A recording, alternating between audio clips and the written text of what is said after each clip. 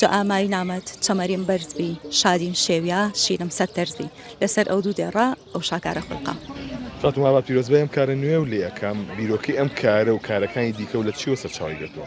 بەخێر بێن سەرچاوانم طبعا لەمە سێم کارمە لە ناو پارکی ئازادی لە هەمان شوێنە زۆر لە نزیکێکەوە ئەمە سێم کارەکە کردومە کاریەکەم بۆ گۆرانی شاعیر بوو دووهەم بۆ قانع سێهەم بۆ مەولەوی مەزنە طبعا لە کاری سێهەمە کە بەڕێز کاکە حەمە سعید وەزیر ڕۆشنبیری بیرۆکەی ئەو یامێ کە ئەم کارە بۆ مەولەوی بکەین لە 2023 هەتاکو ئێستا تەواو بوو گەڵاڵە بوو کارەکە نمایشەکەین ئێستا. تا چەندێک گرنگە ئەم ستایلە لە کارکردن؟ ئەم ستایلێکی تایبەت بخۆمە لە ڕاستیە ئابێتەیەکە لە نەحت و لە سیرانیک و لە نووسین و لە بیناسازی واتە ستایلێکی تایبەت بخۆمە. ئەستەم نییە کارکردن لە سێ ستایلە لە سێ شێوازی جیاوازی کارکردن؟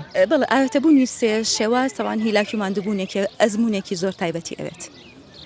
چەند دەقی شێعری تایە؟ دەقی شعری تایە گەورەترین پارچە لەسەر دوو دێر لە شعرەکەی مەولەوی دروست بوو جا ئامایی نامەت چەمەریم بەرزبی شادیم شێویا شیرم سەد تەرزبی لەسەر ئەو دوو دێڕا ئەو شاکارە خوڵقا.